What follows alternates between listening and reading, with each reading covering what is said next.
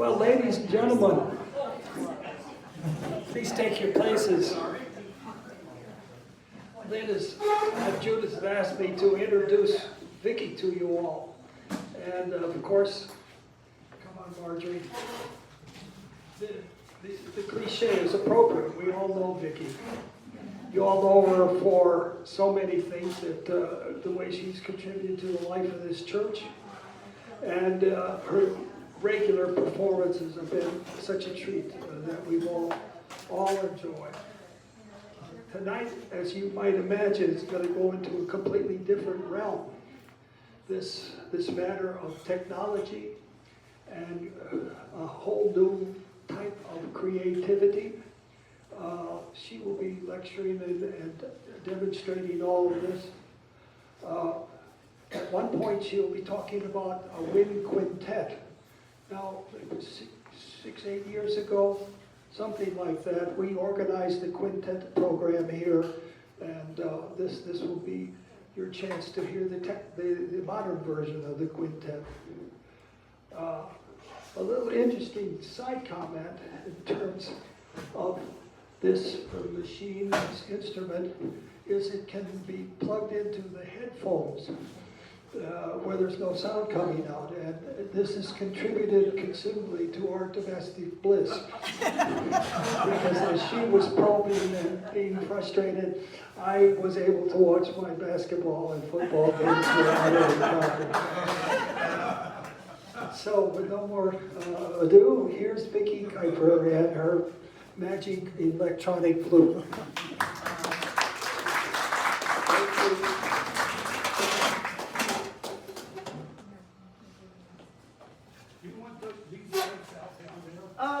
Why don't we try them off, and then I may have you turn it on when I need to read my sheet music. I can read the sheet music like that, yeah. That works. Let me know if you want to change it. Okay. All right, so tonight I'm going to be introducing the new Roland AE-Brisa electronic flute. So this is obviously not a replacement for a flute. It, at least to my ears, which are pretty finely tuned for flute sounds, it doesn't sound like a real flute, but it's very close. And it's got all kinds of fun features, which I'm going to share with you. So this really enables a lot of things that I can't do with just my regular flute. So I'm going to get it fired up. All right, so next slide, Bill. So why would anyone want to spend money on something like this? It's fun. So you can play different instruments. So let me give you a little demo of that.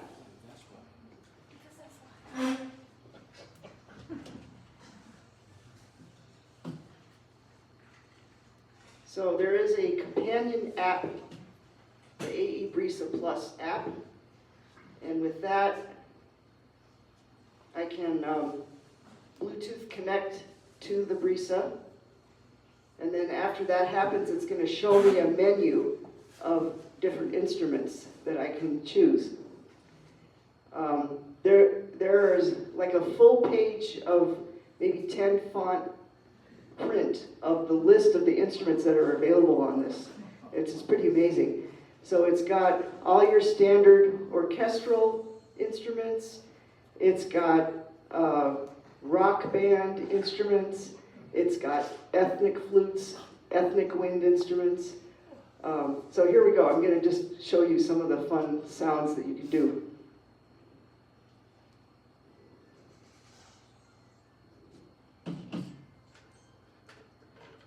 All right, get ready. This is going to be loud.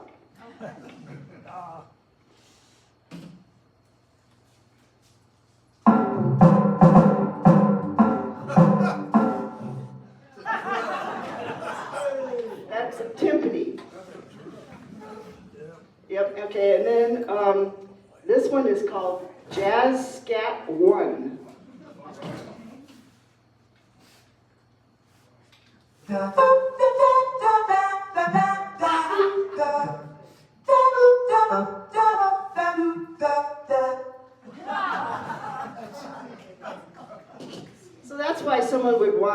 something like this.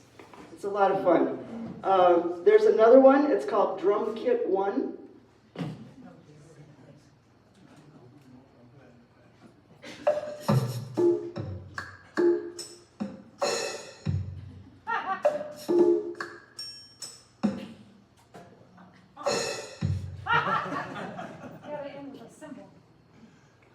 So to get the cymbal, you play a low C. And I guess you could memorize which drums go with which notes, but it's fun to just mess around with it.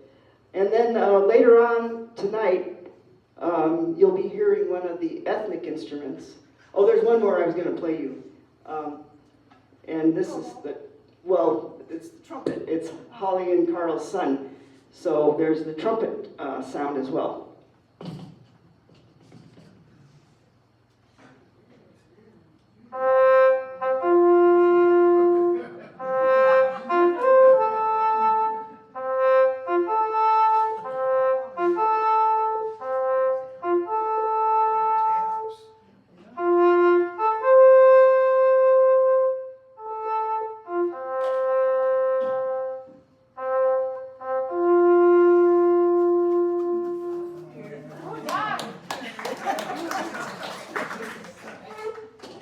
How about the French horn?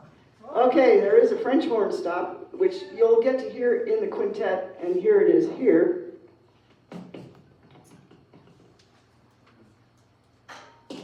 What should I play, Bill? I don't know anything by memory. Don Juan.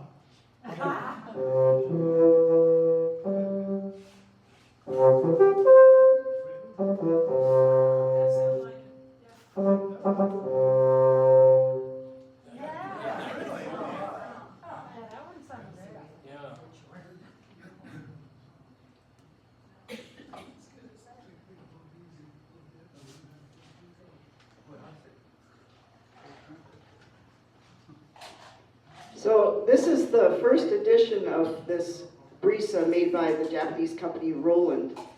And they show, on the website, they show a nice little stand for it, because it's not like a regular woodwind instrument where it has an actual hole here. So you can't just put it on a traditional instrument stand. So they had this really cool thing that clamped onto a music stand. And so I'm like, well, I'm going to order that. And they don't make it. It was just for their promotional video. So I had to improvise and just buy some clamps. You know, they're actually purse hooks, you know, that you clamp onto a table. So I clamped those onto the bottom to try to simulate that. Because it gets awkward when you set it on a table. If you set it the wrong way, this G-sharp key sometimes pulls out of its connector, and the E-flat key sometimes pulls out of its connector, so you got to be a little bit careful. Anyway, so I gave you some samples. If any of you used to play in rock bands, you can imagine that you can form your own little garage band, and you can use garage band software or any digital acoustic workstation software to record yourself laying down multiple tracks, so you can make your own backing track, which is exactly what I did for the wind quintet that I composed that you'll hear later. And so that way I could plug in the headphones and I could do some music -1 practice at home, and Bill could still watch TV. You can also practice improvising with it, and so what I'm going to do with that Armenian duduk is I'll just do a little improvisation. You can compose. You can kind of see how it's going to sound with the actual instruments. You can just explore any sort of creative musical ideas with this. And you can, if you use it in the MIDI mode, you can record and transcribe what you're playing. So it's got a lot of capabilities. Next slide. So tonight, you're going to hear my Opus 2 composition. I call it Spring Potpourri. Some of you may remember my Opus 1, which was called Psalm 5 for the Flutes. And in that one, God just led me to read Psalm 5, and it said on the top it was for the flutes, and it was a whole God thing, and he fed me the melody. After I had read the psalm many times, he fed me the melody to go with the words. But this Opus 2 was not anything like that. So I ended up securing a composition tutor from the University of New Mexico, and I take weekly Zoom lessons from him. And so he gave me the basics that allowed me to compose this piece here that you're going to hear. And then, of course, as I mentioned, you're going to hear the improvisation inspired by the Armenian duduk. And I'll also be, because it's got a real spiritual sort of a feeling, I'm going to be doing that on Maundy Thursday as well. And so you'll just hear, with this music, you'll hear all kinds of different moods, which is what music is so great for, is that you can evoke different emotions with music. Next slide. So now, technology willing, you will hear my composition, Spring Potpourri for Wind Quintet. And the way I did this was that I pre-recorded the 4 other instruments in the quintet, and I mixed that into a backing track. And yeah, the 4 instruments, Bill suggests I list them for you. The 4 other instruments are oboe, clarinet, French horn, and bassoon. Rusty got to hear the bassoon when he was helping me with this setup, because I had a little amplifier, and I think maybe Jim Parks and Bruce could have heard that sound, but those people in the back, there was no way that that little amp was going to project the sound out that far. So Rusty came in his traditional helpful fashion and has this big amplifier and 2 big speakers, so you'll be able to hear the music all the way in the back row. So now what I do is I saved the backing track recording on my phone, and I have to figure out how to get it back to the beginning. Tell him what he thought about the bassoon player. Oh yeah, he said the bassoon player was a little bit tardy in his entrances. But no, he was, all joking aside, he thought it was a pretty realistic sound. Yeah. So here we go. I'm gonna, I have to make sure that I set this for concert flute. Yeah. Instead of jazz scat, it wouldn't really work too well with jazz scat. Okay, so now this is Spring Potpourri, and Bill, do the next slide. This is one of my watercolors that could potentially be a cover art if I ever make a big CD, right? So here, enjoy Spring Potpourri.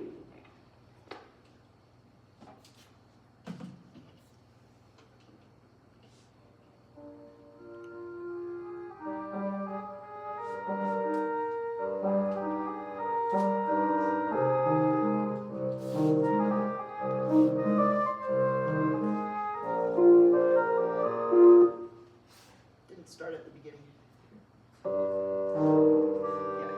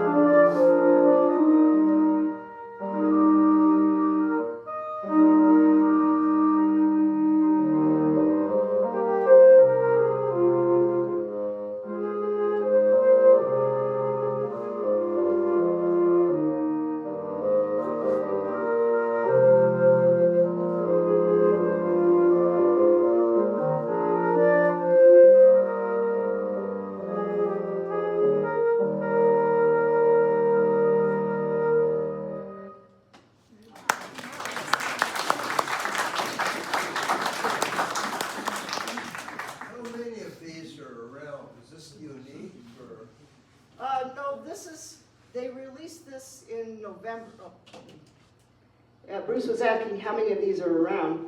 Roland released this in the US market in November.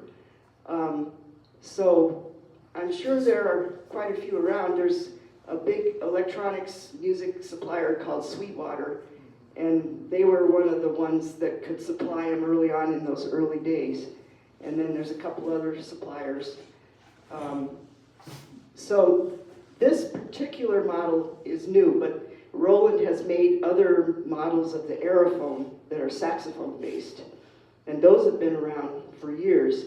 And as a matter of fact, I was taking an online class in improvising. They call it improvising for real. So learning to play by ear and improvise. And there's a whole community of students in there, and one of them is a guy who plays the saxophone-based Aerophone because he had some repetitive motion injuries from playing the real saxophone. So this thing is much, much lighter weight than the flute, and the same is true with the sax-based one. So it's really good for ergonomics. But anyway, he and I stayed in touch, and we've even been to his house in Cottonwood, Arizona, near Sedona, and we've jammed together. And so he told me, he said, "You do know that Roland is coming out with a flute-based Aerophone, don't you?" And I said, "No." So he sent me the link to Sweetwater where I could pre-order it. And so I had to wait maybe 2 months to get it. Yeah, so I found out about this from him. But I guess people that are in that world of synthesizers would have heard about this. And there are online forums where people discuss, you know, these types of instruments. And there are tons of videos on the saxophone-based one, but much fewer ones on the flute-based one. And Roland itself has some really nice demonstration promotional videos. There's this woman who plays this thing just beautifully. You know, she does jazz improvisation, and she really shows off what can be done with this. Now, is that instrument, can you also play it when it's not plugged in? So yeah, Bruce is asking if I have to have it plugged in. So as far as power, you don't have to have it plugged in because it has a battery. And then I'm using, so there's 2 slots on it, and one of them you can play it as a MIDI controller where it controls the signals and gives you a digital music, kind of like a player piano roll. And then the other one is the phones jack, which is what I'm using, and that treats it like an acoustic instrument. And so you can either plug your own headphones into the phones jack so you can listen privately and practice privately, or you can do what I've done here and plug it into a mixer or a speaker or whatever. So this is the audio output. So you do have to, it has its own speaker up here at the top of the head joint, but it's not very loud at all. So you really, if you want it to be heard by someone other than you through your headphones, then yes, you do need to plug it in. Howard. Vicki, you may have mentioned this. It's a little hard to hear back here with the audio system in the room, but tell us a little bit. This instrument, if you didn't use the electronics, it would play like an ordinary flute. Now, wouldn't it? In other words, you could play. It has the same keys. It has the embouchure, but now is the electronics sensitive to what keys you're pressing and how much wind you're playing? Like when you were playing that, the tabs there. Yeah. Obviously, you were somehow indicating to the instrument with your fingers and the embouchure what the notes were, right? Right. So I'm not going to go real deep into the technical weeds, but just to give you an idea, this does sense the fingerings. So it has sensors associated with each key. It has 2 breath sensors, and that's how you get your octaves. And then it has a motion sensor, a tilt sensor, and a roll sensor. And the tilt sensor and roll sensor I'm going to demonstrate in the improvisation. Because you can actually program those sensors, the tilt and roll, to do whatever you want. So those are the main sensors, is the keys. There's three programmable buttons, and there's the 2 breath sensors, upper and lower. So you can then overblow to get an octave. You blow into the upper of the 2 air sensors. I don't know if you guys probably can't see it that well, but there's 2 slots there. Oh, And so you blow into the upper one when you want your upper octave. And then the 3rd octave, you just use the 3rd octave fingerings, and the computer software knows, oh, this is a 3rd octave fingering, so it's a 3rd octave.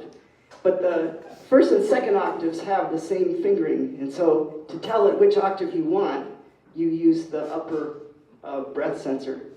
And then if you're a saxophone player, you can program this for saxophone fingerings. And then you can use, what I use as the B-flat key, you can use that as an octave key. And that's actually a much cleaner way to do the octave. This way of doing the octave on the real flute, of course I can do it because I've done it for years, but I find it very difficult to transition between the 2 octaves. Like when you go from the C to the D, for instance, you have to simultaneously change the air from the lower sensor to the upper sensor, and every single finger is moving to go from that one fingering to the other fingering. And so that can lead to some electrical glitches. You know, you get the little squeak in between the C and the D, unless you get really precise with your fingering. So yes, there are tons of sensors on this. that's Thanks. fascinating. Yeah, thanks. All right, Bill, next slide. So what the Brisa is that it's an electronic instrument that lets the performer shape the sound through breath, as we just talked about, with the 2 sensors, fingering, and gestures, which would be the tilt and the roll. And so I'll be demonstrating that.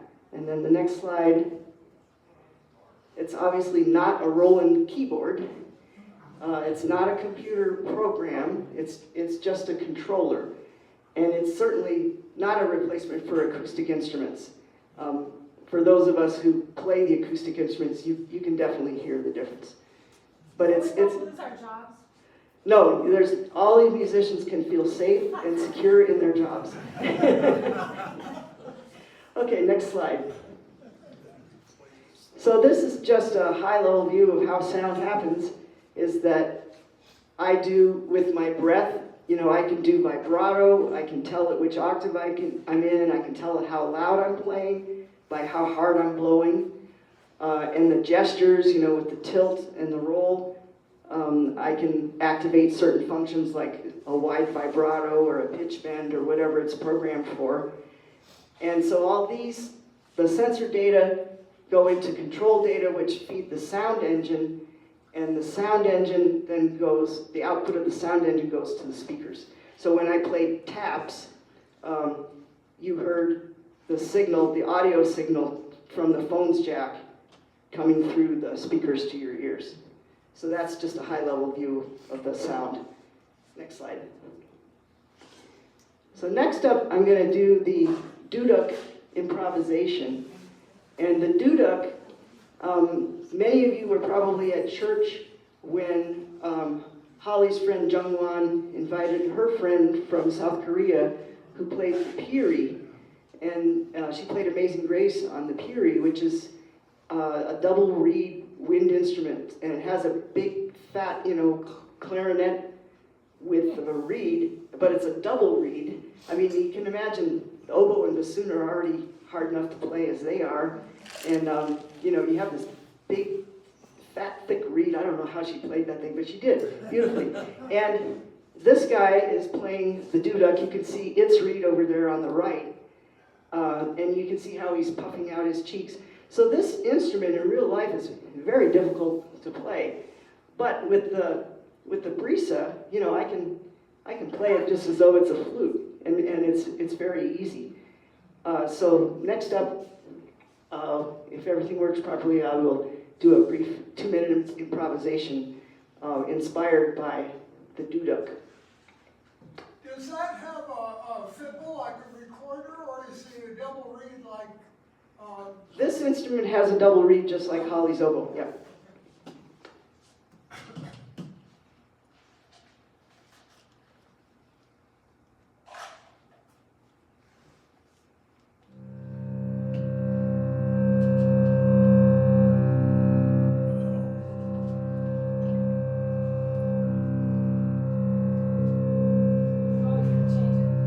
Sorry. Forgot to change it to the duduk.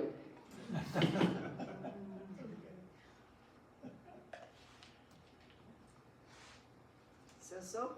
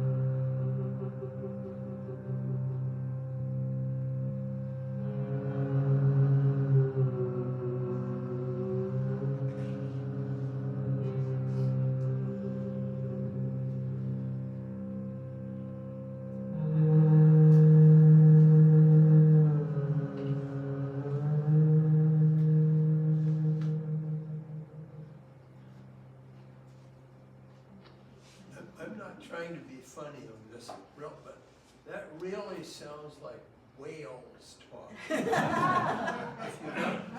If you've ever heard recordings of whales. Yeah. So So they put on your water wings and right. go out there. kind of suggest that whales communicate through music. Yeah, Yeah. that's right. Okay. Next slide. Oh, is that two? Go back. Yeah, there we go. Yeah, so what this Brisa makes possible is that you can explore instrumentation. So for instance, if I compose another ensemble piece and I want to try different combinations of instruments, this even has settings for string instruments. So I could explore different instrumentation and see what that does for the color of the sound. Because some instruments are more mellow than others and some are brighter, like the flute and piccolo are of course very bright. The duduk, as you heard, is very dark. So there's a lot of things that you could explore with this. There's a huge list of ethnic flutes. So the duduk is one of them that does the pitch bends. You know, the actual duduk players use pitch bends and the wide vibrato. There's another flute, a Japanese flute called the shakuhachi. And you can look up YouTubes on the shakuhachi flute, and you'll hear that it also uses pitch bends and vibrato. It's also a very incredibly difficult instrument to play. So that's another nice thing about this. What this enables is that you can play these very difficult instruments. It's even got a bagpipe setting, and I think you would definitely want to use the private headphones for that one. Yeah, so I didn't demonstrate that for you. You can take my word for it. There's also tin whistle, which I think I should also spare you that one. But there's all kinds of fun things that you can explore with this.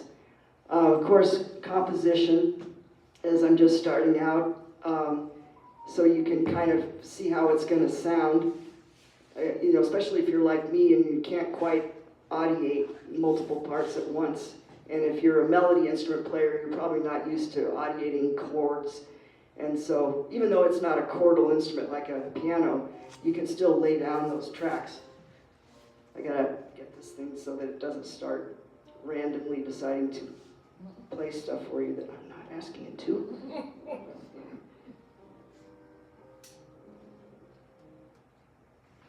Okay.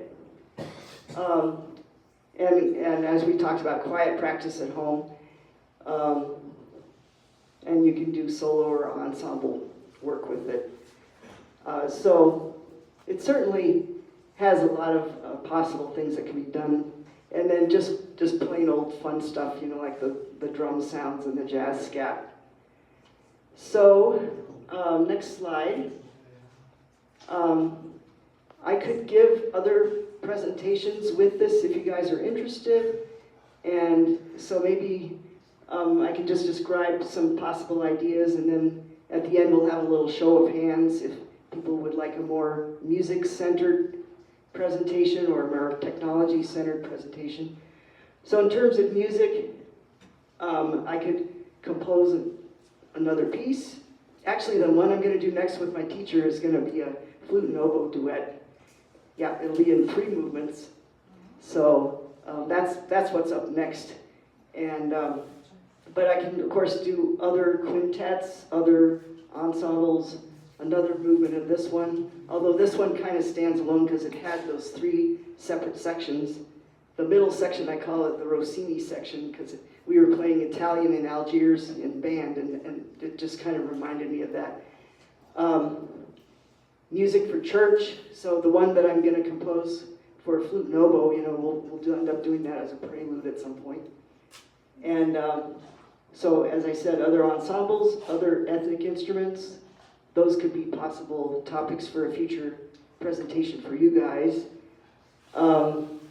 Many of you are in the technology field in one way or another, and so I could talk about MIDI.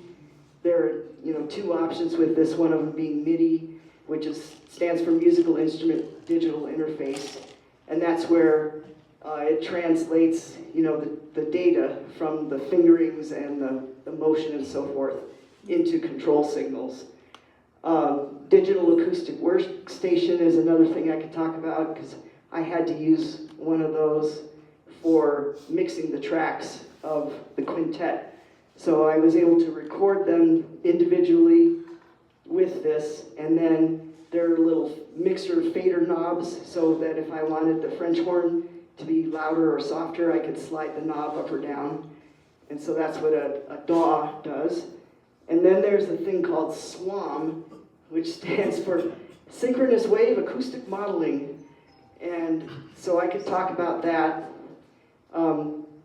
as compared with sampling, which is what the factory sounds are on the Roland, where they've actually recorded a flutist playing every single note at different types of attacks and dynamics, and they got this enormous library of those sounds. And so then when it gets the data from the flute, it pulls a card from the library and it reproduces that sound from the library. So supposedly the SWAM thing is more realistic because it's based on a mathematical model. So those are some potential technology type topics. So before we do the little survey, let me just ask if there's any questions. Yeah, I've got one. Bruce has one. One of these unusual people who likes bagpipes. And most people don't. Well, I'd like to quote our church organist from Austin, Minnesota. It says, "Bagpipes aren't musical instruments, they're weapons of mass destruction."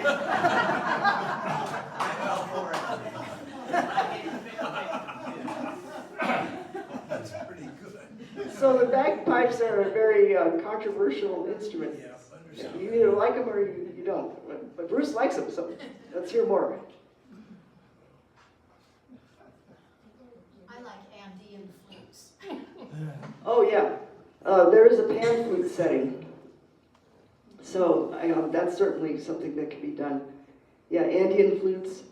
And my grandson and my daughter-in-law went on a trip to Colombia, and they brought me a couple of flutes from South America.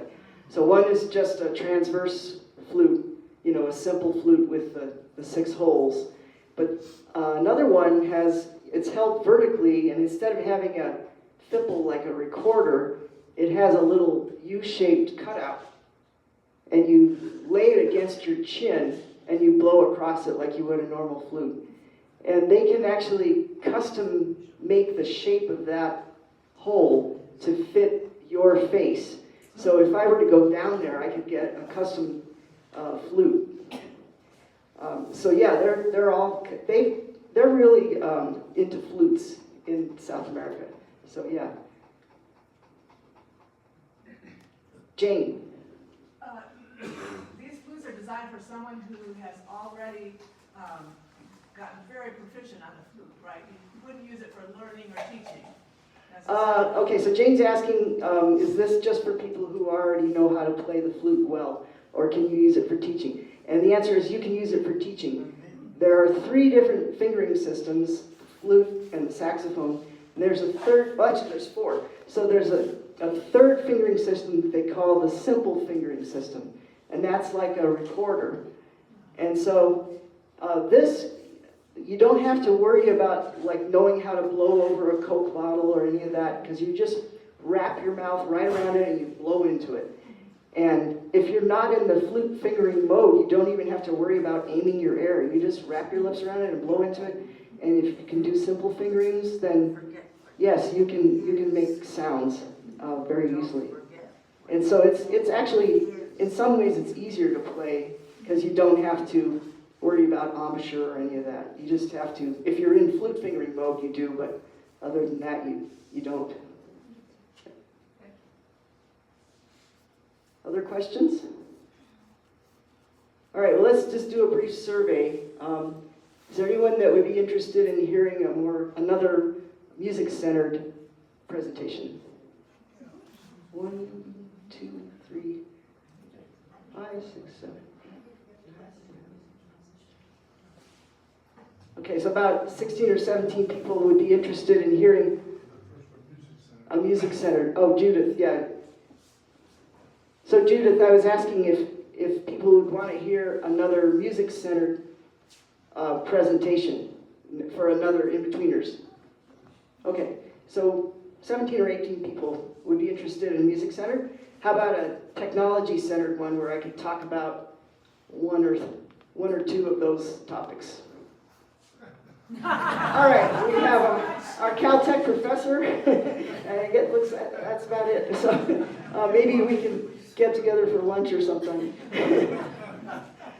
Okay, well, thank you so much for coming and listening, and thanks to Howard. He's going to have an audio recording. He has his good recorder up there, so we'll have a good audio recording. I've made a little video recording with my iPad, and so I'm going to, if I can figure out how to do it, I'll post it to my YouTube channel, and then I can send out a link, and anybody who missed this and wants to see it, they'll be able to access this presentation from my YouTube channel, which is called The Painterly Flutist.